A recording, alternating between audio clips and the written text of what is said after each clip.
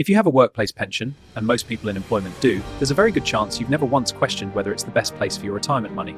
You are enrolled automatically. Contributions come out of your pay before you even see them. But here's the question almost nobody asks. Is your workplace pension actually the best option for you?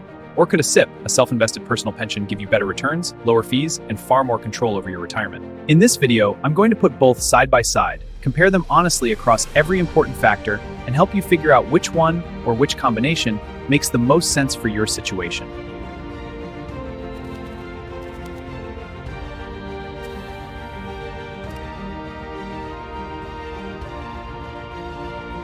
Let's get into it.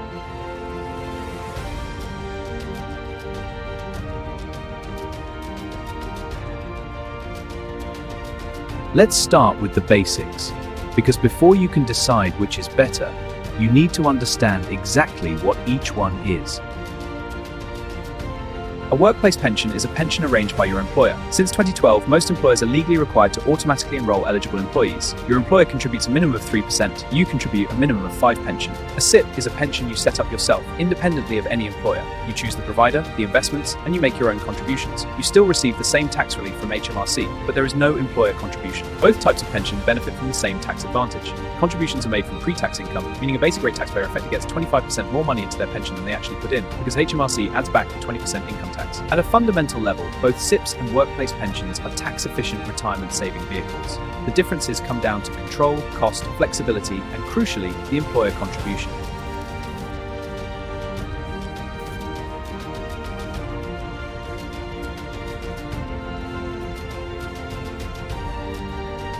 Now let's compare them head-to-head. 6 key factors, side by side.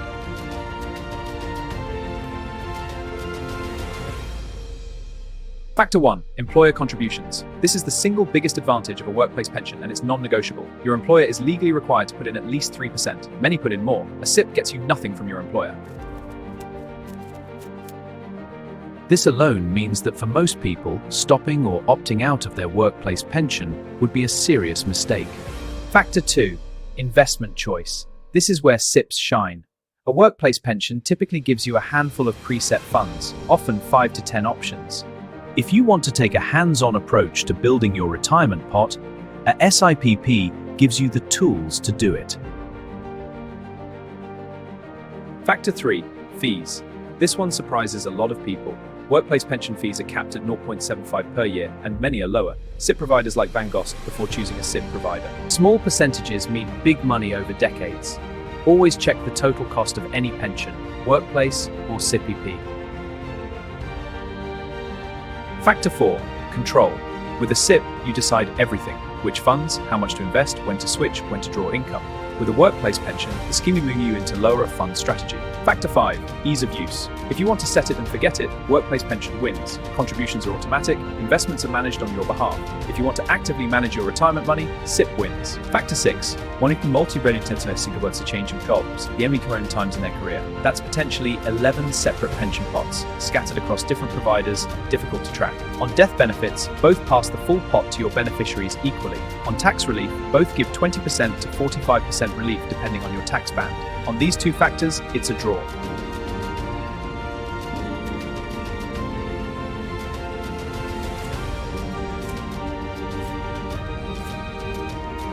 So that's the comparison.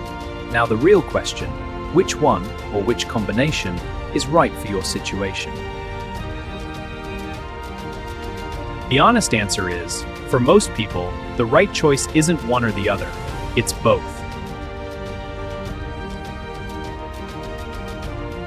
Rule number 1, always take your employer's pension contribution first. It is free money. If your employer matches contributions up to 5%, contributes 5. Every penny below that is money you are leaving on the table. This rule applies to almost everyone in employment, no exceptions. Once you're maximizing your employer contributions, if you want to save more for retirement, that's where a SIPP comes in.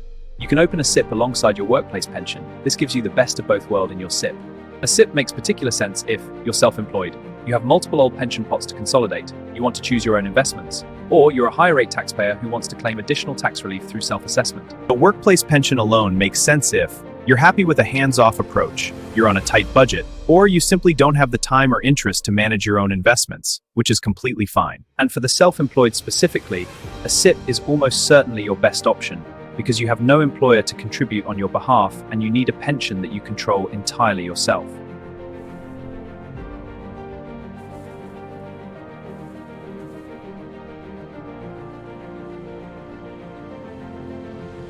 If you're a higher or additional rate taxpayer, a SIPP lets you claim additional tax relief through self-assessment, making it significantly more tax efficient than a basic rate contribution.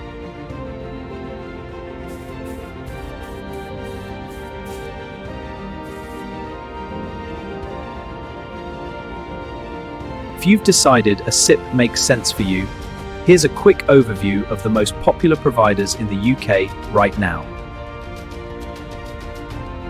Here's a quick overview of the most popular SIPP providers in the UK right now, and what each one is best suited to. Hargreaves Lansdown is the UK's largest investment platform. It offers one of the widest investment selections available, with excellent research tools, amazing people for customer service, and €1 account. Vanguard is the low-cost option. Their annual account fee is just 0.15%, capped at 3 Vanguards per year, but these include some of the best global index funds available anywhere.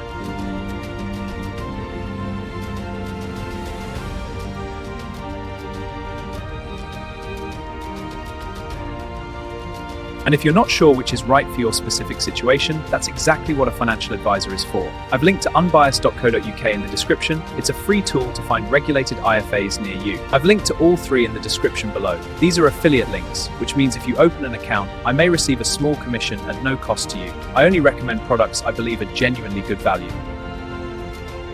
So to bring it all together, here's the simple version.